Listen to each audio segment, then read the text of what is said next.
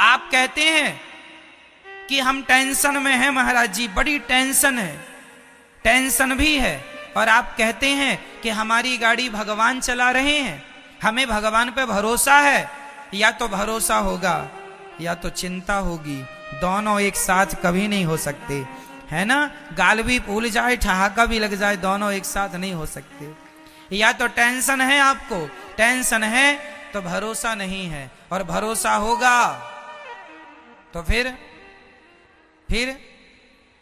चिंता नहीं होगी। आप लोग क्यों नहीं भगवान पे भरोसा करते, क्यों नहीं भगवान पे विश्वास करते? महाभारत के युद्ध से क्यों नहीं सीखते? जैसे अर्जुन ने अपनी गाड़ी भगवान को सौंप दी, क्यों ना आप लोग भी अपने जीवन की गाड़ी भगवान को सौंप कर निश्चिंत हो जाओ, जो करेंगे भगवान करेंगे। मारने वाला है भगवान, बचाने वाला है भगवान, मारेगा भी वही, बचाएगा भी वही, भूखा भी वही रखेगा और पेट भर खवाएगा भी वही। तो जब सब उसी को करना है तो फिर आप चिंता किस बात की करते हैं? अच्छा ये बताओ, आपका सोचा कुछ होता है? आपका सोचा होता है क्या? आपने सोच लिया कि ऐसा हो जाए तो हो जाएगा क्या? जब आपका सोचा कुछ नहीं होता, आपका चाहा कुछ नहीं होता, तो हम कहते हैं आप सोचो ही क्यों? क्यों सोचना है? सब भगवान कर रहे हैं, उन्हीं को करने दीजिए, हम तो देखो निमित्त मात्र हैं। बार बार मैं इन शब्दों को दोहराता हूं ताकि आपको किसी भी प्रकार से समझ में ये बातें आ जाएं। हमारी सफलता के जिम्मेदार कौन है? भगवान चाह रहे हैं कि आप जीत जाएं, इसलिए जीत गए। यदि आप हार गए हैं, असफल हैं, तो ये सोचो कि ये भी ईश्वर की मर्जी है। उसकी मर्जी में यदि चलो वो मुझे असफल ही रखना चाहता तो मैं उसकी मर्जी में खुश रहूं। जैसे भगवान रखें, जैसे रखें राम जी, रहना चाहिए, और सीताराम सीताराम कहना चाहिए। हर हाल में खुश रहने की आदत बनाओ, टेंशन मुक्त रहो, चिंता मुक्त रहो, जो करेंगे भगवान अच्छा करेंगे।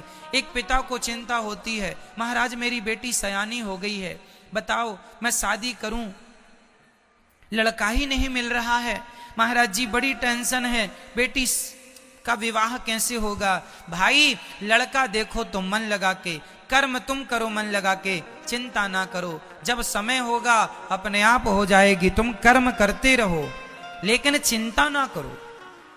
आप लोग चिंता करने लग जाते हैं। भैया को जगाइयो जरा। चिंता नहीं, चिंतन करना है। क्या करना है? क्या करना है मेरी मां? चिंतन। जो करने वाले हैं वो कौन है करने वाला? पितामह भीष्म ने प्रतिज्ञा ले ली, कल के युद्ध में पांडवों को मार डालूंगा। ये प्रतिज्ञा किसने ली थी महाभारत में? भीष्म पितामह ने। द्रौपदी दौड़ी दौड़ी रात्रि के 11 बजे आई, अरे कन्हैया सुन रहे हो, मेरे पतियों को मारने की प्रतिज्ञा पितामह ने ली है, बताइए मैं क्या करूं? भगवान बोले तू जान, तेरे पति जाने मैं क्या करूं, मैं तो युद्ध लड़ ही नहीं रहा हूं। द्रौपदी बोली मेरे पतियों की, पितामह की प्रतिज्ञा कभी अधूरी नहीं होती, पितामह सदा अपनी प्रतिज्ञा को पूरी करते हैं। हे दीन बंधु, हे दीनानाथ, हे नंद नंदन, हे श्याम सुंदर, मेरे पतियों की रक्षा कीजिए। भगवान बोले चलो अर्जुन से बात करते हैं। अर्जुन के पास गए तो अर्जुन बढ़िया खर्राटे दे के सो रहे थे, खर्राटे मार रहे थे, बढ़िया गहरी नींद में सो रहे थे अर्जुन। भगवान ने जगाया, अर्जुन जागो। अर्जुन ने कहा क्या हुआ, क्यों जगा रहे हो आधी रात को? भगवान ने कहा कल के युद्ध में पितामह ने प्रतिज्ञा ली है, कल तुम्हें मरना होगा, पांडवों को मारने की प्रतिज्ञा पितामह ने ली, कोई योजना बनाओ, रणनीति बनाओ, कल का युद्ध कैसे करोगे? तुम सो रहे हो। अर्जुन ने कहा कन्हैया सोने दो, आप भी सो जाओ मेरे पास, यहीं सो जाओ। भगवान बोले क्यों, तुम्हें नींद आ रही है? कल के युद्ध में, कल निर्णायक युद्ध होने वाला है। पितामह भीष्म की प्रतिज्ञा कभी झूठी नहीं होती। अपने बचाव की कोई प्लानिंग क्यों नहीं करते? अर्जुन ने मुस्कुराते हुए कहा, कन्हैया, जिसके रक्षक आप हो उस व्यक्ति को चिंता करने की क्या जरूरत है? हम तो निश्चिंत सो रहे हैं, आपके भरोसे सो रहे हैं। हम तो आपके भरोसे सो रहे हैं कि हमारे रक्षक तो भगवान श्री कृष्ण हैं। आपके होते हुए पितामह हमें मार डालेंगे क्या? ये अर्जुन का क्या था? ये अर्जुन का क्या था? देखो, जहां विश्वास पुष्ट है, जहां विश्वास अधिक है, क्या वहां चिंता है? और जहां चिंता है मतलब वहां विश्वास। तो आप में से कितने लोगों को भगवान पर विश्वास है? यदि है तो फिर अब ये बताओ कि आप में से चिंता किस किस को है?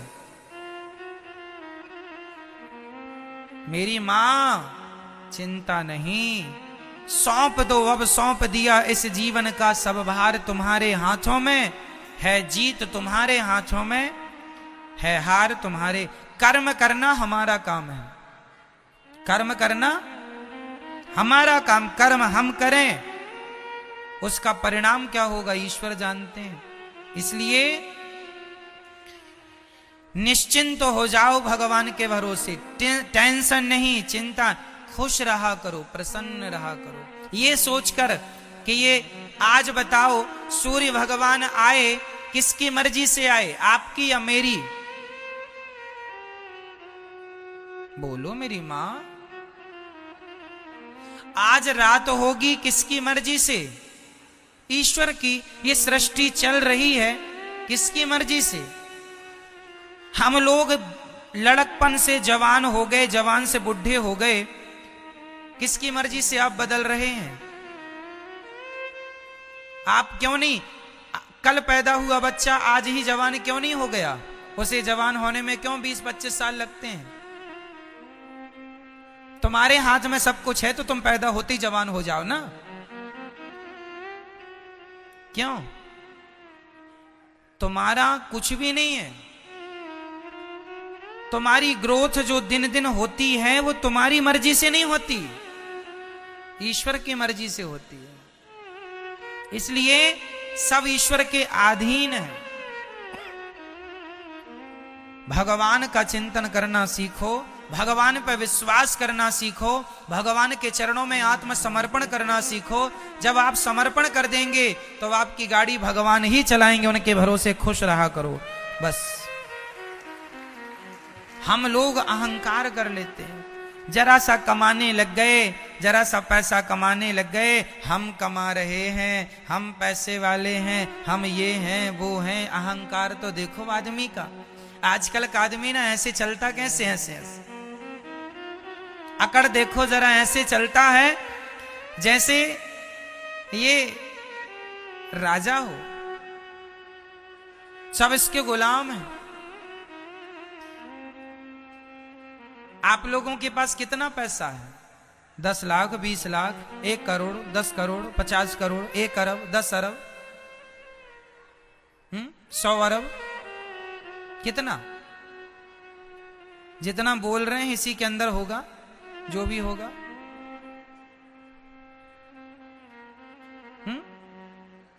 मेरी मां, रावण कितना धनवान था, उसके धन की कोई सीमा नहीं थी।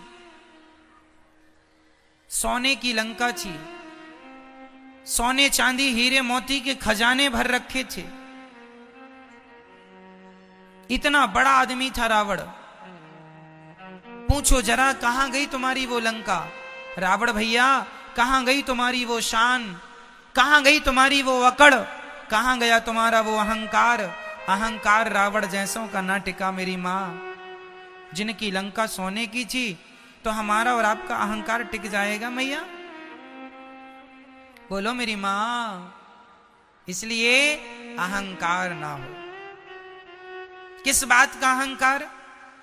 आप लोगों को अहंकार है या नहीं? नहीं। मैं बताता हूं आपको अहंकार किस बात का है।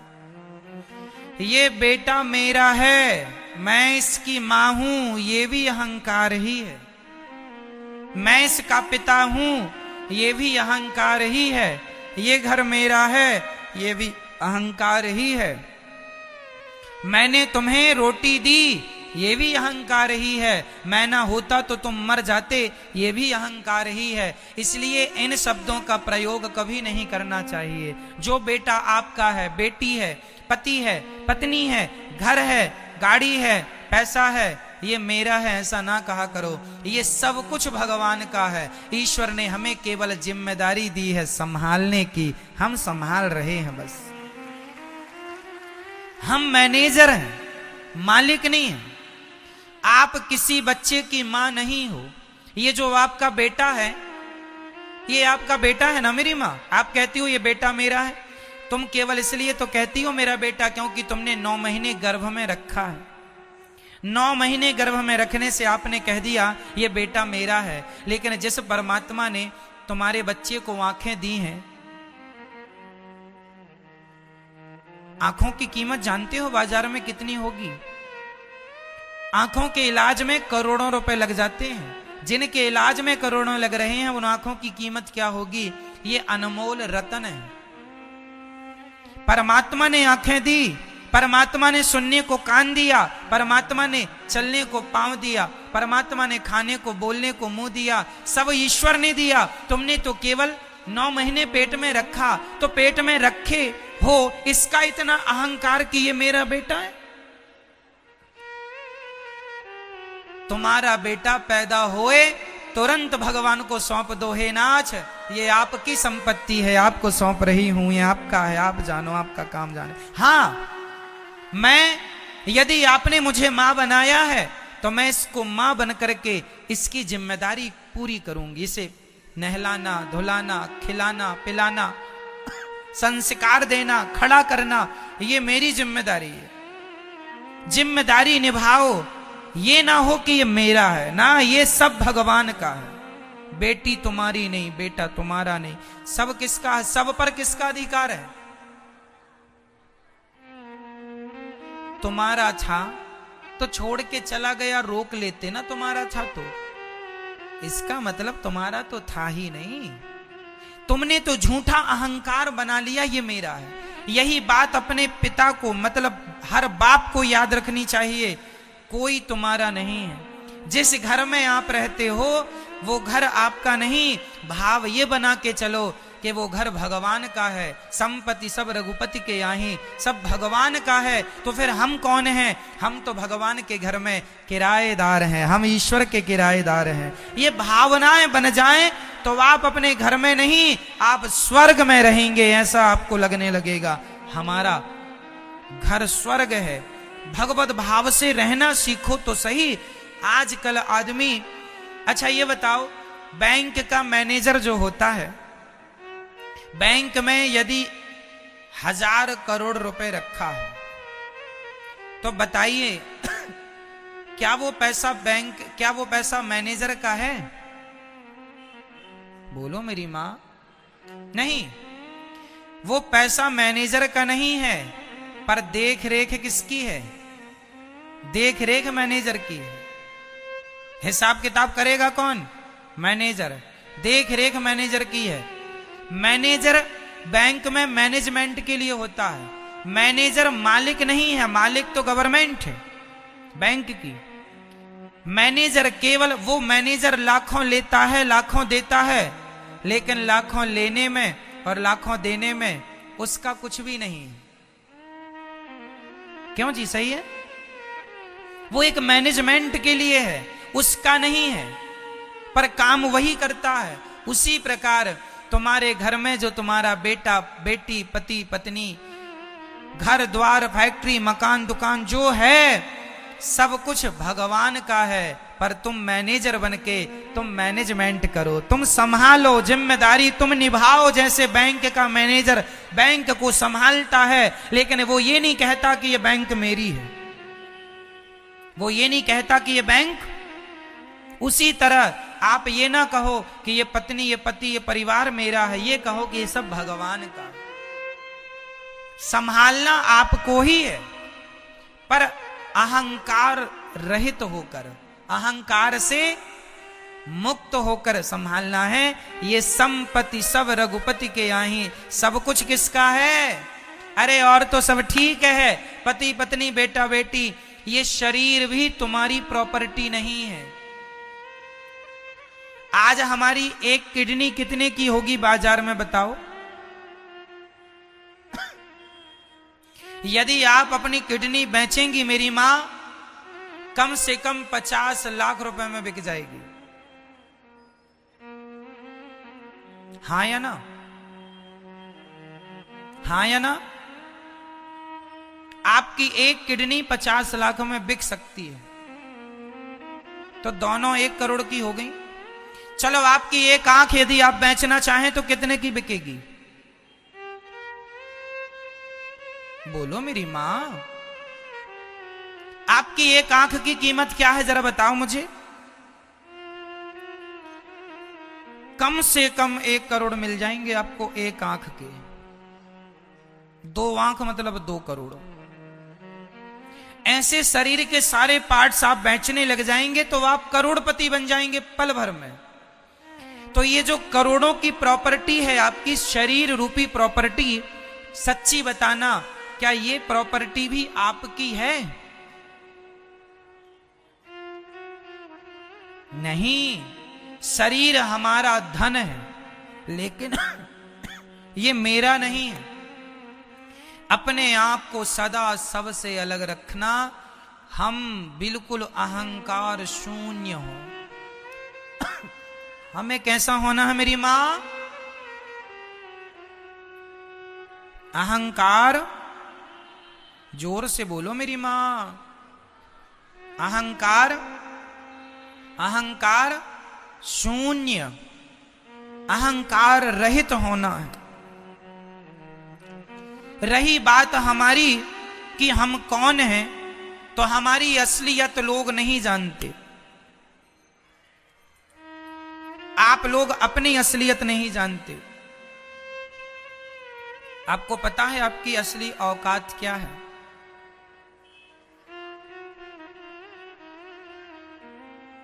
नहीं पता? हमारी असली औकात क्या है? छोटे मुंह बड़ी बातें हैं, बुरा ना मानना मेरी बातों का, लेकिन मैं आपको आपकी औकात दिखाऊंगा। हम सबकी असली औकात क्या है? जो हम लोग बड़ी बड़ी बातें करते हैं, बड़ी बड़ी गाड़ियों में, बड़े बड़े महंगे महंगे गद्दों में लोग सोते हैं, बड़े बड़े बंगलों में लोग रहते हैं। ठीक है, आप बड़े बंगले में, बड़ी गाड़ी में, बड़े आलीशान जिंदगी जी रहे हैं, लेकिन कब तक? एक दिन आपको इन बंगलों से, इन गाड़ियों से उतर कर एक दिन अंत में एक लकड़ी की सैया पर सोना पड़ेगा। लकड़ी का बिस्तर होगा जिसे चिता कहते हैं। सही कह रहा हूं क्या मैं? हम लोग, सब लोग, चाहे अमीर हो चाहे गरीब हो, एक दिन हमारा अंतिम बिस्तर कौन है? बोलो मेरी मां, हम सबका आखिरी बिस्तर क्या है? चिता। एक दिन हम चिता पर जाएंगे और हमारे अपने आग लगाएंगे और हम धू धू करके जल जाएंगे, और जलने के बाद रह जाएगी तो केवल राख रह जाएगी, आपकी और हमारी। कहां चला गया तुम्हारा वो अहंकार? कहां गया तुम्हारा वो घमंड? मेरी गाड़ी, मेरा बंगला, मुझे जानता नहीं मैं कौन हूं? जानता हूं साहब, आज नहीं कल मुट्ठी भर राख बन जाओगे, फूंक मारने से उड़ जाओगे। ये आपकी और हमारी अंतिम औकात यही है कि हम मुट्ठी भर राख हैं, फूंक मारने से उड़ जाएंगे। आज कर लो तुम बड़ी बड़ी बातें, कर लो खूब घमंड, मैं ये हूं, मैं वो हूं, मुझे नहीं जानते, मेरी पहचान ऊपर तक है, ऐसा लोग कहते हैं। ठीक है साहब, बना लो पहचान ऊपर तक, वो सारे ऊपर वाले हवा में उड़ रहे हैं राख बन के, तुम उन्हीं के भरोसे हो ना। इसलिए हमारी असली औकात हमारी मुट्ठी भर राख बनना है। इसलिए हम अहंकार ना करें, शांति से जीवन जिएं। थोड़ा अपमान हो सह लो, थोड़ा सम्मान हो मस्त रहो, खुश रहो। ना अपमान में उलझो ना सम्मान में उलझो, भगवत चिंतन करते रहो। श्रीमन्नारायण चरणौ शरणम शरणम प्रपद्ये, श्रीमते नारायणाय नमः। हे श्रीमन नारायण, हम आपके चरणों की शरण ग्रहण करते हैं। हे नाथ, हमें स्वीकार कीजिए। बोलो हे श्रीमन नारायण, हम आपके चरणों की शरण ग्रहण करते हैं।